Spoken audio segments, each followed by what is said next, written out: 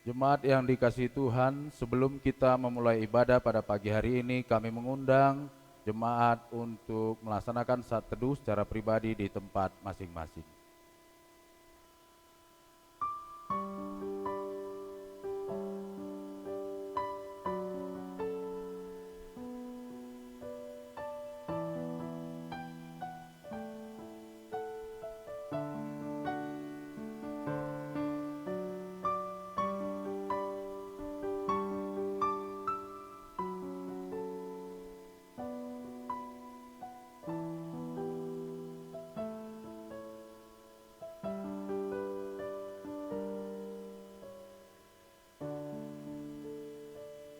Saat teduh selesai.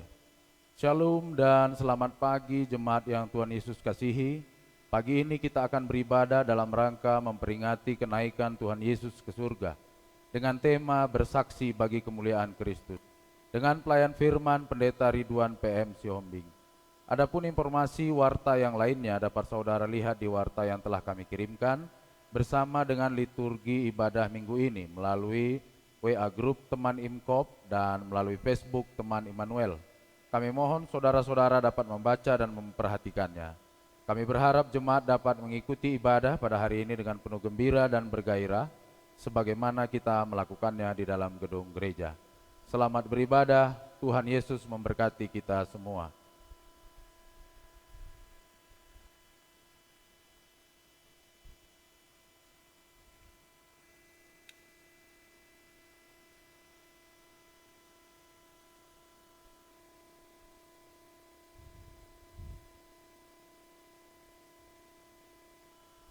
Jemaat yang Tuhan Yesus kasihi, hari ini kita kembali beribadah secara live streaming. Marilah kita siapkan diri kita untuk memulai ibadah. Jemaat kami undang untuk bangkit berdiri, kita naikkan pujian Kidung Jemaat nomor 13, Allah Bapa Tuhan.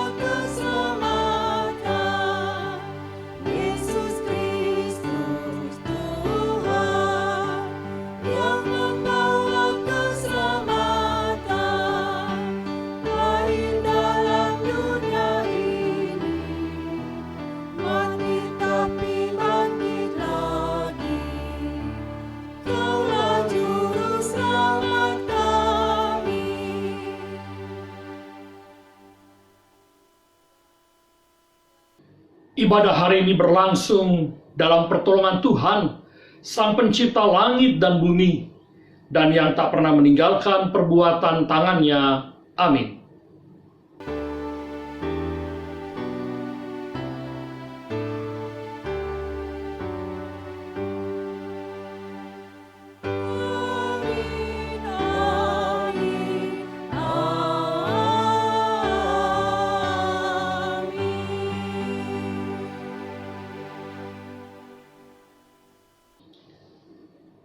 Kasih karunia dan damai sejahtera dari Allah Bapa kita dan dari Tuhan Yesus Kristus menyertai saudara. Sekarang dan sampai selamanya. Jemaat kami persilakan duduk. Jemaat yang dikasihi Tuhan Yesus Kristus, peristiwa kelahiran, pelayanan, kematian, kebangkitan, dan kenaikan Tuhan Yesus sungguh menarik karena tidak ada satupun orang di dunia ini dan yang tercatat di kitab-kitab suci memiliki peristiwa selengkap Tuhan Yesus. Tentu kisah ini menjadi perbincangan yang tak pernah selesai sejak dari kehadiran Tuhan Yesus di dunia sampai saat ini. Karena semua orang mengalami kelahiran dari rahim seorang ibu dan keterlibatan seorang pria, hidup dan mati. Akan tetapi Tuhan Yesus tidak sama dengan manusia pada umumnya. Hal inilah yang kemudian menjadi menarik karena diperbincangkan orang, baik yang meragukannya atau yang meyakininya.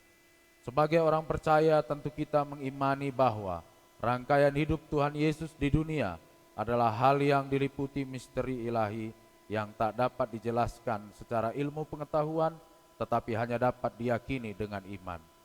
Bagaimana caranya meyakini orang lain bahwa misteri kenaikan Tuhan Yesus ke surga adalah keyakinan iman? Jawabannya adalah dengan bersaksi tentang cinta dan kasih Yesus Kristus. Karena tanpa kesaksian yang keluar dari hidup kita sebagai orang percaya, tentu kata-kata tidak berdampak banyak. Untuk itu, Tuhan Yesus memerintahkan murid-muridnya untuk bersaksi dengan hidup mereka yang mencintai sesama, mulai dari Yerusalem, kota Allah, seluruh Yudea, Samaria, kota yang dipandang najis, dan bahkan sampai ke ujung dunia. Jemaat yang dikasihi Tuhan, marilah kita nyatakan semangat dan sukacita kita dengan menaikkan pujian kita dari nyanyian Kidung Jemaat 383, bait 1 dan 2, sungguh indah kabar mulia.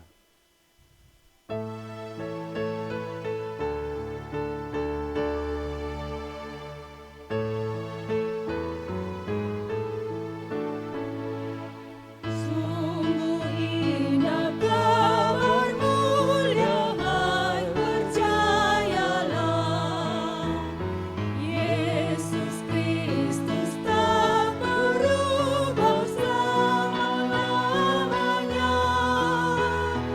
Darahnya tetap menghapus dosa dan celah. Ia hibur yang berduka, puji namanya. Baik kemarin, hari ini, selama-lamanya. Yesus Kristus tak berubah, puji namanya. Puji namanya, puji namanya. Yesus Kristus tak berubah, puji namanya.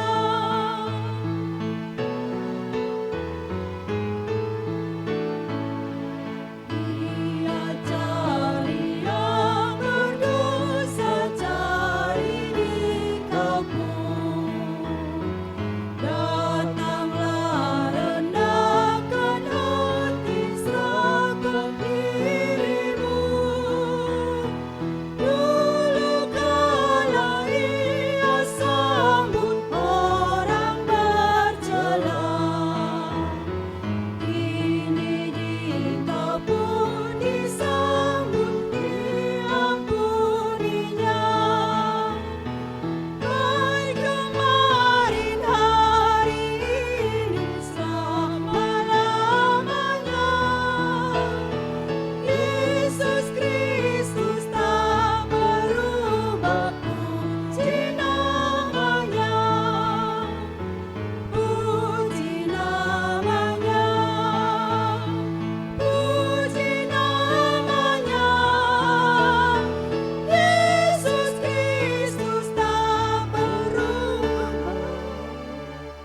puji namanya.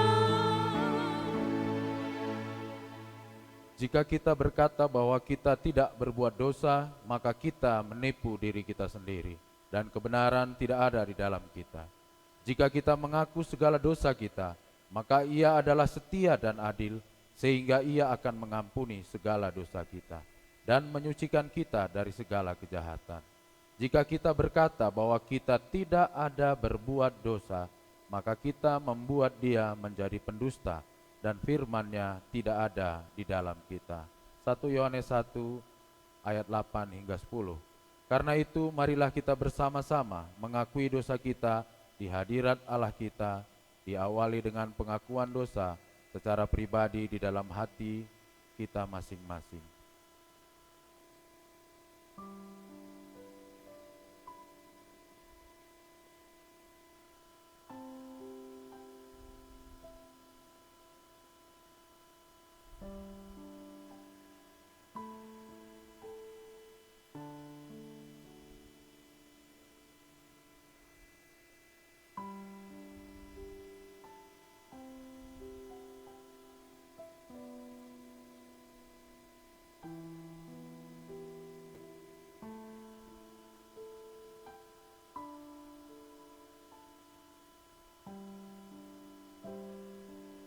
Kita ucapkan bersama-sama. Ya Tuhan, kami telah berbuat dosa terhadap-Mu. Kami telah berdosa terhadap sesama kami dalam pikiran, perkataan, dan perbuatan. Telah banyak kami menyimpang dari jalan-Mu yang benar. Ampunilah dosa kami ya Tuhan. Kasihanilah kami ya Tuhan. Kasihanilah kami ya Kristus. Kasihanilah kami ya Tuhan. Amin. Jemaat kami undang bangkit berdiri. Marilah kita sama-sama mendengarkan berita anugerah pengampunan. Bagi setiap orang yang menyesali, mengakui, dan dengan tulus ikhlas bertobat dari dosanya di hadapan Tuhan, dengarlah berita pengampunan dari Efesus 2 ayat 4 sampai dengan 5. Tetapi Allah yang kaya dengan rahmat, oleh karena kasih-Nya yang besar, yang dilimpahkannya kepada kita, telah menghidupkan kita bersama-sama dengan Kristus, sekalipun kita telah mati oleh kesalahan-kesalahan kita. Oleh kasih karunia kamu diselamatkan. Demikianlah berita anugerah dari Tuhan. Syukur kepada Allah. Kita menaikkan pujian bagaikan bejana.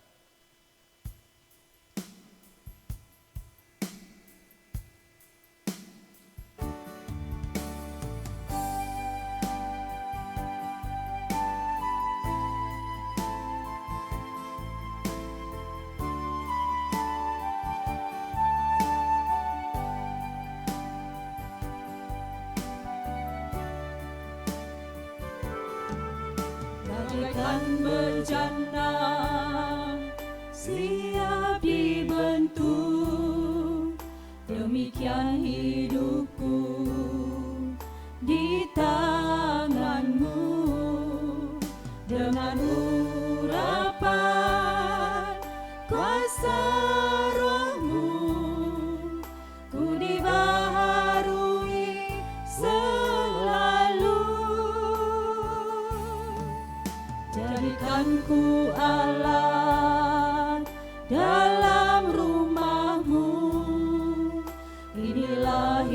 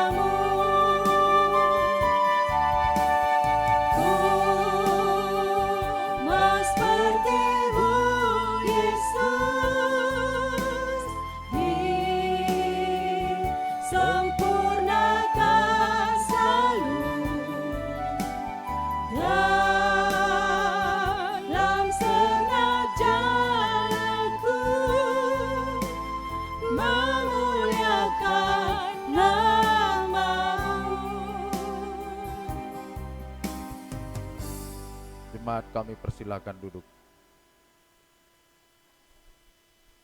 Jemaat Tuhan, mari kita siapkan hati dan pikiran kita untuk mendengarkan dan merenungkan sabda Tuhan. Mari kita berdoa. Bapa Surgawi, kami bersyukur jika pada hari ini kami masih dapat beribadah, sekalipun harus melalui online. Dalam keterbatasan waktu, jangkauan, dan situasi yang membuat kami saat ini tak mampu dapat beribadah bersama. Tapi biarlah Engkau hadir ya Roh Kudus dalam setiap relung hati kami masing-masing, di rumah, di tempat kami, dalam keluarga kami. Agar sungguh pada saat ini ibadah kami menjadi hormat kemuliaan bagi nama-Mu, dan sekaligus juga mengajar, mendidik kami, menyatakan kebenaran untuk kami lakukan dalam kehidupan kami melalui sabda firman-Mu. Oleh sebab itu saat ini kami belajar dan ingin dibentuk oleh-Mu. Pimpinan-Mu Roh Kudus sempurna bagi kami, dan biarlah itu boleh menjadi penuntun kami, penolong kami dalam memaknai dan memahami sabda-Mu Tuhan. Dalam Yesus Kristus kami berdoa. Amin. Jemaat Tuhan, saya undang untuk bangkit berdiri. Marilah kita membuka Alkitab kita dari Kisah Para Rasul 1 ayat 1 sampai dengan ayatnya yang ke-14. Kisah Para Rasul 1 ayat 1 sampai ke-14. Roh Kudus dijanjikan. Hai Theophilus, dalam bukuku yang pertama, aku menulis tentang segala sesuatu yang dikerjakan dan diajarkan Yesus, sampai pada hari Ia terangkat. Sebelum itu, Ia telah memberi perintahnya oleh Roh Kudus kepada rasul-rasul yang dipilihnya. Kepada mereka Ia menunjukkan dirinya setelah penderitaannya selesai, dan dengan banyak tanda Ia membuktikan bahwa Ia hidup. Sebab selama 40 hari Ia berulang-ulang menampakkan diri dan berbicara kepada mereka tentang kerajaan Allah. Pada suatu hari ketika Ia makan bersama-sama dengan mereka, Ia melarang mereka meninggalkan Yerusalem dan menyuruh mereka tinggal di situ menantikan janji Bapa. Yang demikian katanya, telah kamu dengar daripadaku, sebab Yohanes membaptis dengan air, tetapi tidak lama lagi kamu akan dibaptis dengan Roh Kudus.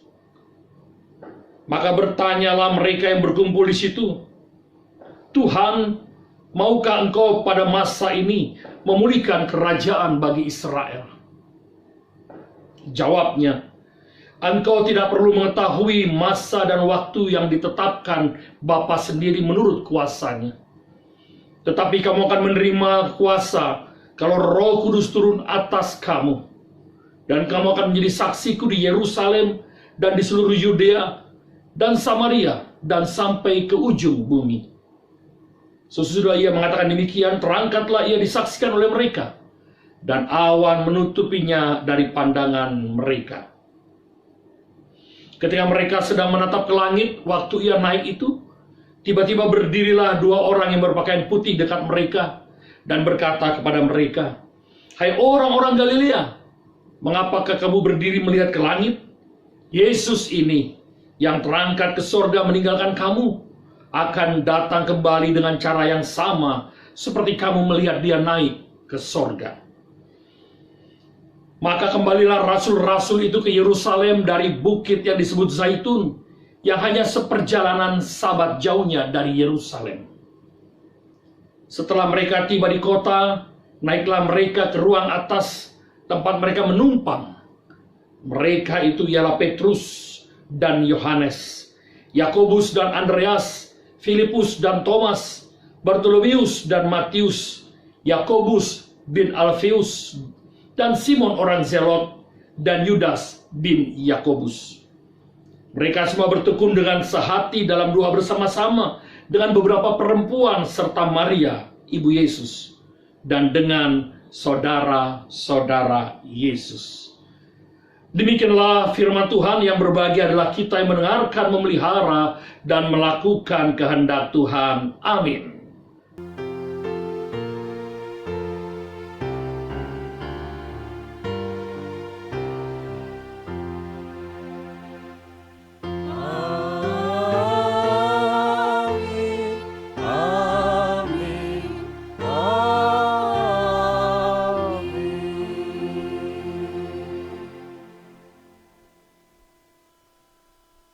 Hari ini kita merayakan kenaikan Tuhan Yesus ke sorga. Perayaan ini menunjukkan bahwa lengkap sudah karya Allah dalam diri Tuhan Yesus. Mulai dari lahir, dalam karya yang ajaib, pelayanannya, kematiannya, kebangkitannya, dan kenaikannya. Ini membuktikan bahwa Yesus Kristus adalah sungguh-sungguh Tuhan. Karena tidak ada satu orang pun yang mengalami sebagaimana yang Tuhan Yesus alami. Yesus Kristus inilah yang kemudian harus kita saksikan di dalam kehidupan kita sehari-hari. Tentu tidak mudah untuk menjelaskan misteri kuasa Tuhan Yesus dari ia mulai lahir sampai kenaikannya ke sorga. Tetapi itu dapat dilakukan bila kita sebagai murid-muridnya hidup di dalam teladan Kristus. Saya ulangi, saudaraku. Tidak mudah orang dapat dengan cepat percaya kepada Yesus Kristus. Walaupun kita bercerita dari kisah kelahiran sampai kenaikannya. Tetapi kesaksian yang paling mudah dan paling cepat adalah bila kita hidup menurut teladan Yesus Kristus. Untuk itu, mari kita pelajari beberapa teladan tentang kesaksian hidup murid-murid setelah kenaikan Tuhan Yesus, sebelum mereka kemudian keluar dan bersaksi setelah dipenuhi oleh kuasa Roh Kudus. Yang pertama, kita melihat di ayat yang ke-6. Ayat ke-6 dari bacaan kita. Murid Yesus bertanya, "Maukah engkau pada masa ini memulihkan kerajaan bagi Israel?" Saudara-saudara, pertanyaan ini juga merupakan harapan bangsa Israel. Dan bahkan sebelum Yesus bangkit, ketika Yesus masih ada dalam karya pelayanan bersama dengan orang banyak, termasuk murid-muridnya, mereka berharap Yesus menjadi raja, pemimpin yang akan membebaskan bangsa Israel. Keinginan murid Yesus tersebut karena mereka mengalami penindasan atas bangsa Romawi. Dan mereka masih belum mengerti. Dan masih saja pertanyaan yang lama sebelum Yesus mati ditanyakan kembali setelah Yesus bangkit. Mengapa? Karena mereka merasa bahwa inilah Tuhan sesungguhnya. Inilah Mesias, pembebas sesungguhnya, yang sudah mati tapi bangkit. Ini menjadi harapan dari para murid-murid itu. Tetapi mari kita lihat ayat yang ke-7. Apa jawab Yesus? "Engkau tidak perlu mengetahui masa dan waktu yang ditetapkan Bapa sendiri menurut kuasanya." Ayat ke-8 dikatakan, "Tetapi kamu akan menerima kuasa kalau Roh Kudus turun ke atas kamu.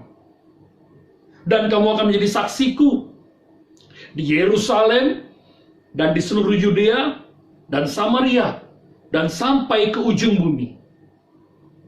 Mari kita lihat ayat 6, 7, dan 8 ini.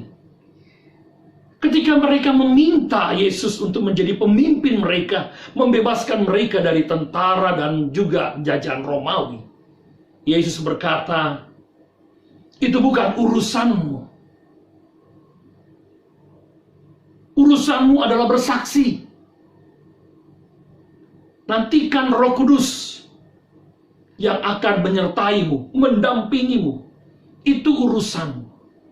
Mengapa bisa seperti itu, saudara?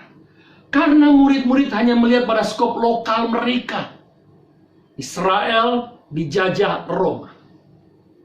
Padahal Yesus mengajak mereka untuk melihat yang jauh lebih besar daripada itu, penjajahan akibat dosa yang harus dibebaskan oleh kesaksian para murid. Nah, mari kita belajar kemudian. Sebelum mereka bersaksi, apa yang mereka lakukan? Ada beberapa hal yang menarik. Mari kita lihat yang pertama. Di dalam ayat yang ke-13, kita membaca, lihat ayat 13, dikatakan demikian. Setelah mereka tiba di kota, naiklah mereka ke ruang atas tempat mereka menumpang. Mereka itu ialah Petrus dan Yohanes, Yakobus dan Andreas, Filipus dan Thomas, Bartolomeus dan Matius, Yakobus bin Alfeus, dan Simon orang Zelot, dan Yudas bin Yakobus. Ada 11 murid, saudaraku. Apa yang menarik dari bacaan ini? Pemulihan terjadi pada persekutuan mereka. Pemulihan pertama adalah diterimanya Petrus dalam komunitas persekutuan para murid. Mengapa menjadi menarik, saudaraku? Karena Petrus dianggap sang pengkhianat, diterima kembali dalam persekutuan.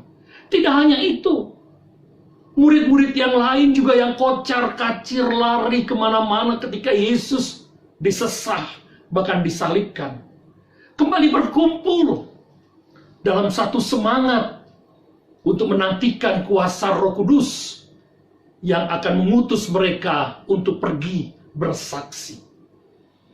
Petrus tidak hanya diterima, tetapi posisinya yang dahulu menjadi second leader, pemimpin kedua setelah Yesus, dipulihkan, dikembalikan, bahwa Petruslah yang disebut sebagai batu karang itu yang menjadi pemimpin setelah Yesus naik ke surga.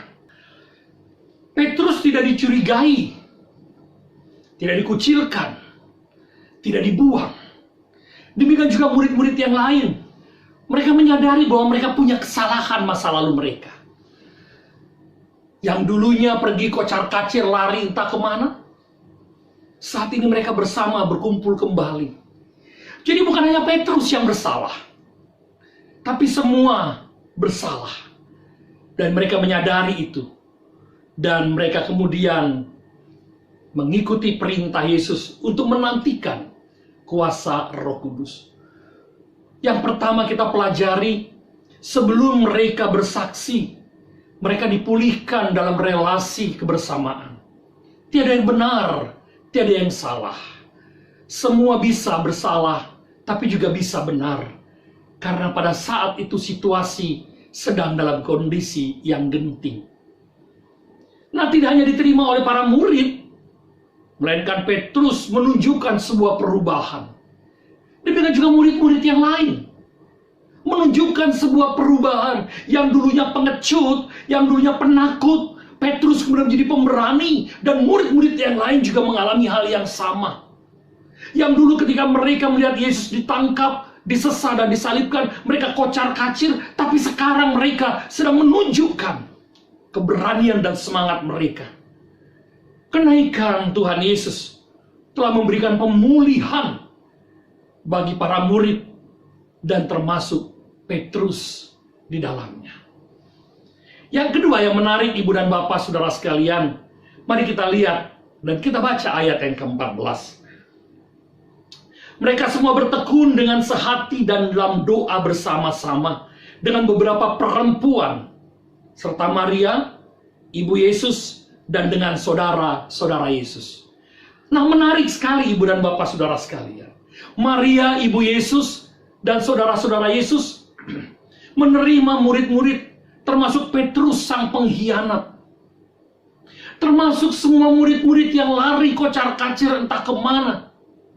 Maria, ibu Yesus, dan saudara-saudara Yesus bisa saja protes, sakit hati, kecewa kepada Petrus, kepada murid-murid yang lain, karena mereka pengecut dan meninggalkan Yesus dalam derita. Tetapi murid-murid Yesus diterima oleh Maria ibu Yesus dan saudara-saudara Yesus. Demikian juga murid-murid Yesus dan Petrus menerima Maria dan saudara-saudara Yesus. Yang kedua, kita lihat ada pemulihan dalam keluarga. Ketika di atas kayu salib, Yesus berkata, "Ibu, inilah anakmu dan inilah ibumu." Mereka wujudkan dalam kehidupan mereka sebelum mereka berangkat bersaksi. Mereka memulihkan keluarga yang retak itu. Mereka memulihkan keluarga yang sempat kocar-kacir dan berantakan itu. Tidak ada benci, tidak ada dendam, tidak ada sakit hati, tidak ada kekecewaan dalam diri Ibu Yesus ketika melihat Petrus sang pengkhianat. Ketika melihat para murid-murid yang kemudian menjadi anak-anaknya. Apa yang dialami oleh murid-murid dan Ibu Yesus dalam merasakan relasi pemulihan tersebut? Yang pertama, adanya persekutuan yang erat, saudaraku. Adanya pemulihan persekutuan yang erat di dalamnya. Tanggung jawab yang diserahkan oleh Yesus untuk menjadi saksi membuat mereka memahami tentang tugas yang tidak mudah karena tidak ada lagi Yesus di depan mata mereka. Nah, ini menunjukkan apa? Bagaimana mau menjadi saksi kalau tidak ada damai, kalau masih ada dendam, masih ada sakit hati, masih ada kekecewaan? Bagaimana mungkin? Dan oleh sebab itu Yesus mengingatkan mereka, kamu harus menjadi saksi di ayat yang ke-8. Tetapi kamu akan menerima kuasa kalau Roh Kudus turun ke atas kamu, dan kamu akan menjadi saksiku di Yerusalem dan di seluruh Yudea dan Samaria dan sampai ke ujung bumi. Dari Yerusalem, mulai dari kota yang kecil, dari tempat asal mereka, maksud saya, Yudea yang lebih luas, dan Samaria, kota musuh, dan sampai ke ujung bumi. Di mana ujung bumi itu? Ujung bumi adalah tempat di mana saudara dan saya berpijak. Inilah ujung bumi bagi kita. Dengan kata lain, ujung bumi adalah diri kita untuk menjadi saksi. Saya ingat dengan satu lagu dari PKJ, mulailah dari diri sendiri. Jangan menuntut orang lain, jangan meminta orang lain berubah, tapi mulailah dari diri kita masing-masing. Yang kedua, yang pertama tadi kita belajar adanya persekutuan yang erat, saling menerima satu sama lain, bersama-sama di dalam rumah itu makan dan minum persekutuan. Yang kedua, apa yang dialami oleh murid-murid dan oleh Ibu Yesus serta saudara-saudara Yesus yang lain. Yang kedua, adanya pengharapan. Yesus tidak hanya bangkit dari kubur, tapi ia naik ke surga. Ini membuktikan kuasanya tidak hanya di bumi, tapi di surga. Ini menunjukkan bahwa ia benar adalah Allah. Kebenaran tersebut tidak hanya lewat kata, tapi juga harus keluar dari tindakan nyata. Mengapa mereka tidak lagi perlu takut? Karena mereka melihat, mengenal Yesus, dan bahkan mereka tahu dialah sungguh Allah. Karena ia naik ke surga dan menunjukkan kuasanya. Dalam situasi seperti ini kita sedang diingatkan, Ibu dan Bapak Saudara sekalian. Kita punya Tuhan yang hidup. Tuhan yang ada dalam kemenangan. Bukan Tuhan yang mati dan tak bangkit. Yang naik ke surga. Pemilik surga. Dan sekaligus juga tentu pemilik bumi. Berarti menjadi pemilik hidup saudara dan saya. Oleh sebab itu inilah pengharapan yang memberi kekuatan pada kita. Bahwa kita punya Tuhan. Sang pemilik surga. Sang pemilik bumi. Sang pemilik hidup saudara dan saya. Yang ketiga, kita pelajari apa? Dalam ayat 14 mari kita lihat. Mereka semua bertekun dengan sehati dalam doa bersama-sama dengan beberapa perempuan serta Maria, ibu Yesus, dan dengan saudara-saudara Yesus. Yang menarik ibu dan bapak saudara sekalian yang ketiga maksud saya. Mereka bertekun dengan sehati dalam doa bersama-sama. Bertekun dengan sehati dalam doa bersama-sama. Kata yang terpenting ada dua, yaitu tekun dan sehati. Untuk apa? Berdoa. Tekun berdoa, sehati berdoa. Kata sehati itu bicara tentang apa? Tidak mungkin saya sehati dengan diri saya sendiri. Sehati itu bicara tentang yang pertama tadi, persekutuan yang hidup. Persekutuan yang didasari dengan doa. Tekun berdoa dan sehati berdoa. Bukan hanya aku saja, bukan hanya dia saja, bukan hanya kamu saja, tapi kita. Kata sehati menunjukkan terdiri dari lebih satu orang. Inilah kemudian menjadi bekal para murid untuk bersaksi. Bertekun dengan sehati dalam doa bersama-sama. Saudara, Alkitab menceritakan ketika peristiwa Pentakosta, para murid itu kemudian pergi menyebar, melayani. Dan dikisahkan mereka banyak yang mati tragis. Mereka tak berjumpa, tapi tekun berdoa ini memberi spirit bagi mereka untuk mengawali dan memulai sesuatu dalam kesaksian hidup mereka. Nah, ibu dan bapak saudara sekalian, gereja yang bersaksi bagi kemuliaan Kristus adalah gereja yang mewujud dalam kehidupan masyarakat. Saudara tentu masih ingat khotbah saya pada hari Minggu tanggal 17 Mei 2020 yang kemarin. Dari altar ke pasar. Ya, gereja perlu membuka diri untuk menyaksikan Kristus. Dan tidak hanya berkutat di dalam altar atau kuil atau gedung gereja. Tetapi yang keluar dan menjangkau sesama. Tapi pertanyaannya, bagaimana gereja dapat bersaksi dan menjangkau sesama? Jawabnya adalah, gereja yang harus hidup dalam pemulihan Allah. Karena hanya gereja yang hidup dalam kasih dan cinta Allah, barulah gereja dapat memberi kesaksian di masyarakat. Karena tadi saya mengatakan, kesaksian itu bukan hanya kata dan wacana, tetapi tindakan nyata. Itu sebabnya gereja harus terbuka. Jangan menutup diri dengan kebiasaan dan tradisi yang terus-menerus terjadi. Harus mulai belajar memulihkan hidup, berubah di dalam untuk menjangkau pasar.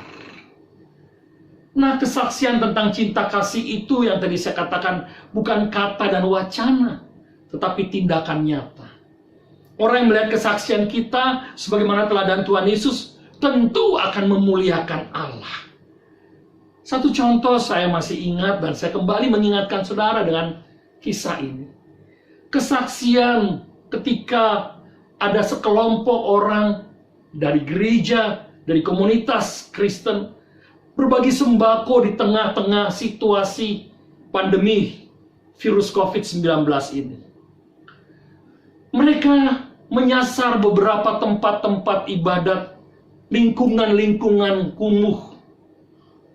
Dan apa yang mereka dapatkan? Mereka yang menerima bantuan itu sangat berterima kasih, bahkan sampai meneteskan air mata. Dan bahkan mereka mengaku bahwa orang Kristen itu baik dan sangat perhatian. Saudara, yang dipuji siapa? Mereka membagi? Gerejanya? Tidak. Yang dipuji adalah Allah. Yang dimuliakan adalah Allah. Nah, oleh sebab itulah ini yang saya katakan. Inilah arti dari altar ke pasar. Mari kita mewujudkan itu dalam hidup persekutuan kita yang mau dipulihkan. Wujud persekutuan kita yang mau saling membangun dalam erat tali kasih dan cinta. Saling menerima segala kelebihan dan kekurangan. Dan yang ketiga, hidup dalam ketekunan, kesehatian dalam doa bersama. Semoga Tuhan memberkati kita untuk bisa menjadi saksi bagi kemuliaan nama Tuhan. Kita berdoa. Bapa Surgawi, kami bersyukur Engkau mengasihi kami dan mencintai kami. Dan kami berterima kasih untuk firman-Mu yang menguatkan kami. Kami harus keluar bersaksi. Tapi tentu itu harus dimulai dari dalam. Bagaimana kami mengalami pemulihan, saling menerima satu sama lain.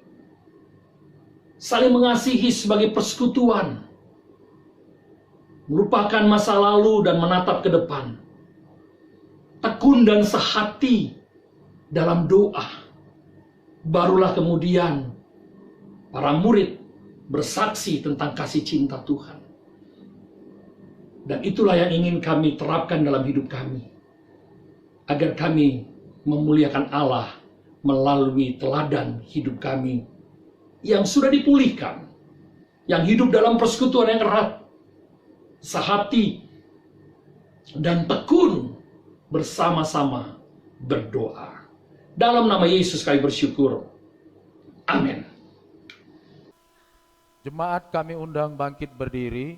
Marilah bersama-sama kita ikrarkan pengakuan iman kita menurut pengakuan iman rasuli.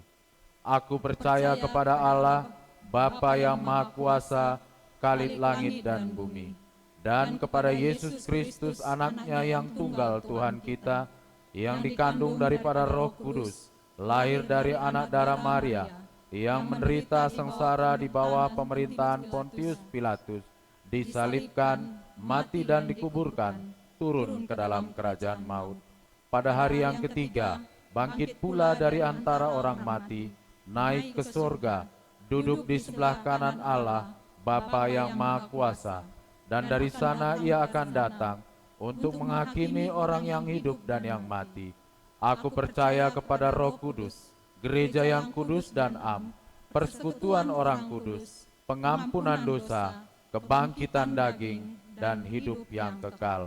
Jemaat kami persilakan duduk kembali. Bagi jemaat yang hendak memberi persembahan dapat mengirimkan atau mentransfer ke nomor rekening yang ada pada layar, atau memasukkan ke dalam kotak persembahan di depan kantor sekretariat gereja pada hari dan jam kerja, yakni Senin sampai dengan Sabtu pukul 08.30 sampai 16.30 dan hari Minggu pukul 07.30 sampai dengan 13.00. Rekening khusus berbagi kasih melawan COVID-19 juga tercantum di layar LCD dan di lembar liturgi. Bagi jemaat yang sudah mengirimkan dan kami mohon untuk konfirmasi pengiriman atau mengirim bukti transfer kepada Bendara Majelis Jemaat Penatua Risma P. Nababan. Saudara-saudara Tuhan Yesus kasihi, mari kita menaikkan doa syafaat kita. Bapa Surgawi, kami bersyukur jika pada saat ini kami sudah Tuhan berikan kesempatan untuk menyatakan syukur kami melalui persembahan yang kami kumpulkan bersama dalam keluarga kami. Walaupun kami tak mungkin bisa mengumpulkan saat ini bersama-sama dan membawa ke gereja karena situasi yang terjadi. Kami berdoa, biarlah apa yang sudah kami kumpulkan akan kami persembahkan pada waktunya, atau melalui transfer, atau bagi kami yang berada dalam kompleks asrama, dapat membawanya dan memasukkan ke dalam kotak persembahan di depan kantor sekretariat. Apa yang masih ada dalam hidup kami berkati, pelihara dan sertai, agar kami dapat mempertanggungjawabkannya dengan baik dan benar di hadapan-Mu. Kami berdoa dan bersyukur untuk setiap saudara-saudara kami yang berulang tahun kelahiran, berulang tahun pernikahan. Damai sejahtera Tuhan bersama dengan mereka, memimpin hidup mereka dan menyertai setiap langkah hidup. Agar apa yang mereka lakukan, mereka dapat merayakan hidup dengan penuh syukur dan penuh sukacita. Kami juga berdoa bagi mereka yang saat ini sedang dalam pemulihan akibat sakit. Jemaat-Mu yang mungkin juga sedang berada dalam kondisi kurang sehat. Tangan kasih-Mu ya Allah bersama dengan mereka, memberkati dan memberi kesehatan, kesembuhan dan semangat, agar mereka terus bisa merayakan hidup ini dengan penuh syukur. Doa kami untuk setiap kami keluarga. Tuhan berkati keluarga kami masing-masing dengan setiap pergumulan dan masalah kami. Relasi kami sebagai suami dan istri, biarlah melalui ibadah hari ini kami diingatkan bagaimana teladan para murid yang kocar kacir ketika Yesus disalibkan, diikat, disatukan, dipulihkan. Bahkan ketika mereka sudah tidak lagi melihat Yesus selama-lamanya, karena Yesus sudah naik ke surga. Pemulihan itu terjadi dan membuat mereka memiliki persekutuan yang erat, melupakan masa lalu, dan bersiap untuk menjadi alat di tangan Tuhan. Tekun dan sehati dalam doa. Itulah juga yang kami rindukan terjadi dalam keluarga kami. Jika mungkin saat ini kami sedang berada dalam berbagai macam persoalan, dalam relasi suami dan istri, orang tua dan anak, saudara dan bersaudara. Doa kami Tuhan berkati kami, bagi setiap kami yang saat ini terdampak akibat COVID-19, dengan pekerjaan, penghasilan kami, Tuhan Kau menolong dan menopang kami, agar kami dapat menghadapi semua ini bersama dengan Tuhan. Doa kami untuk anak-anak kami, kami bersyukur. Anak-anak kami dari tingkat SD kelas 6, SMP kelas 9, SMA kelas 12 sudah lulus. Kami berdoa Tuhan memberkati mereka dalam masa mendatang, dalam memasuki jenjang pendidikan yang lebih tinggi. Tuhan, mampukan kami di tengah situasi ini untuk mempersiapkan bekal bagi anak-anak kami. Tentu pengeluaran tidak sedikit, tapi kami percaya Roh itu akan menolong kami. Itu Roh Kudus yang menguatkan, menghibur, dan memberi kami semangat di dalamnya, sehingga kami mampu menghadapi dan menjalani semua dengan baik bersama dengan ya Roh Kudus. Kami berdoa untuk gereja Tuhan Paul Immanuel Kopassus. Doa kami Tuhan memberkati gereja-Mu ini di tengah-tengah situasi pandemi virus COVID-19 ini. Biarlah sungguh gereja-Mu mengalami pemulihan. Gereja-Mu mengalami persekutuan yang indah. Gereja-Mu tekun sehati dalam doa dan siap untuk menjadi saksi dari altar ke pasar, ke tempat di mana Tuhan menempatkan kami sebagai karyawan, prajurit, sebagai pengusaha, sebagai pedagang, sebagai pelajar, mahasiswa, pekerja, dan lain sebagainya. Tuhan menolong kami untuk sungguh menjadi orang-orang yang siap bersaksi tentang kasih Tuhan dan menjadi berkat bagi sekeliling kami. Oleh sebab itu Tuhan berkati para penatua di dalam tugas tanggung jawab mereka yang tidak mudah, yang berbagi waktu, tenaga, pikiran antara bekerja, keluarga, dan juga pelayanan. Tuhan berkati mereka masing-masing dan pelihara hidup mereka. Kami doakan ya Allah untuk setiap komisi bidang-bidang pelayanan, sekalipun saat ini kami terbatas di dalam kegiatan. Tapi biarlah melalui kesempatan ini, melalui media-media sosial, melalui WA Group, kami dapat terus menjaga dan membangun relasi persekutuan, serta mempersiapkan beberapa program-program kegiatan pasca virus COVID-19 ini berakhir. Kami doakan juga kesatuan kami Kopassus, Danjen, Wadanjen, staf para ahli, para prajurit, PNS. Tuhan memberkati dan menyertai kehidupan kesatuan kami ini. Termasuk bagi mereka yang sedang bertugas di daerah-daerah rawan, daerah-daerah perbatasan. Tuhan menolong mereka dan menyertai mereka. Bagi saudara-saudara kami yang sedang sekolah, pendidikan, Tuhan berkati dan menyertai hidup mereka masing-masing.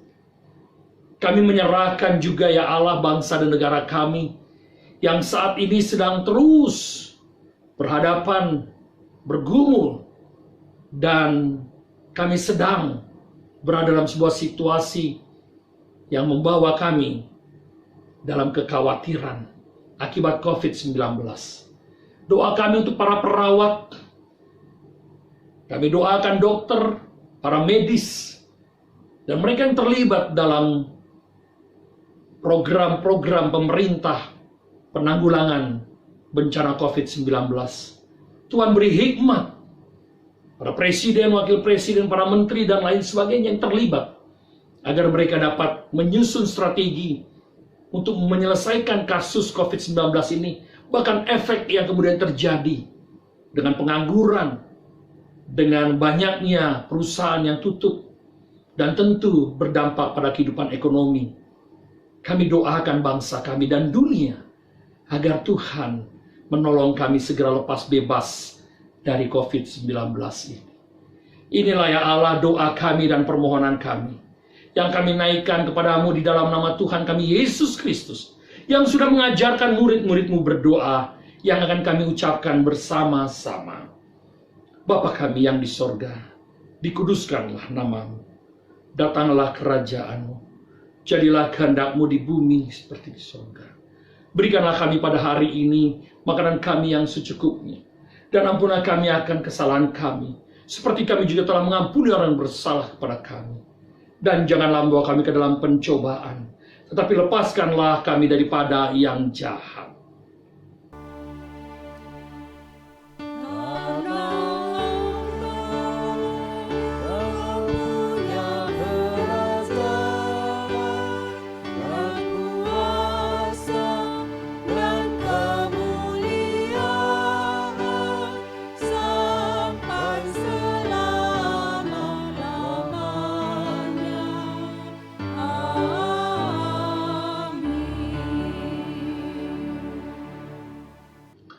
Saudara-saudara, saya menjemput saudara untuk bangkit berdiri, dan mari kita menaikkan nyanyian penutup kita dari Kidung Jemaat 426.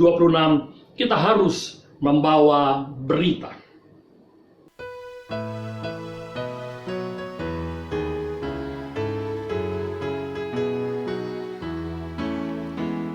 Kita harus membawa berita pada dunia dalam gelap tentang kebenaran dan kasih dan damai yang menetap, dan damai yang menetap. Karena gelap jadi remang pagi dan remang jadi siang terang.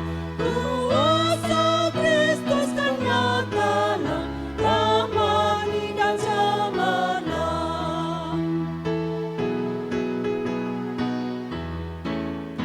Kita harus menyanyikan gitar, melembutkan hati keras, supaya senjata iblis remuk dan segera lepas, remuk dan segera lepas. Karena gelap jadi remang pagi dan remang jadi siang terang. Kuasa Kristus kan nyatalah, rahmani dan cemerlang.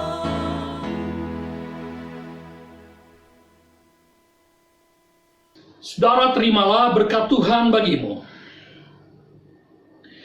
Pergilah dalam damai sejahtera Beritakanlah kasih Tuhan kepada sesama melalui hidupmu.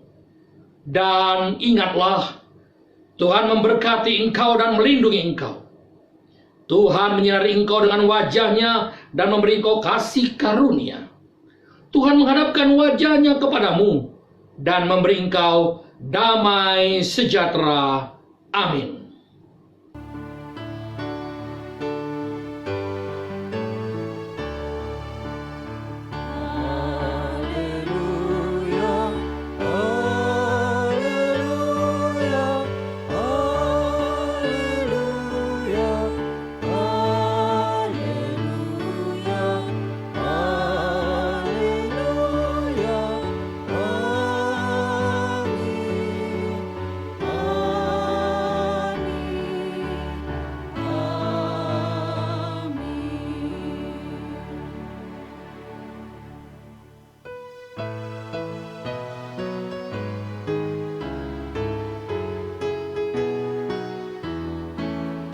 Kita harus bersaksi di dunia tentang kuasa darah-Ku.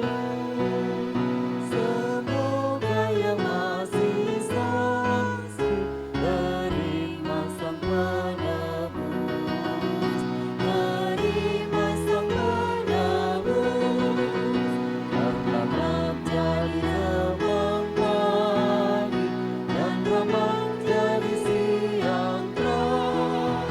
Kuasa Kristus kan nyatalah damai dan keamanan. Ibadah selesai, kami mengucapkan selamat merayakan kenaikan Tuhan Yesus ke surga. Tuhan Yesus memberkati kita semua.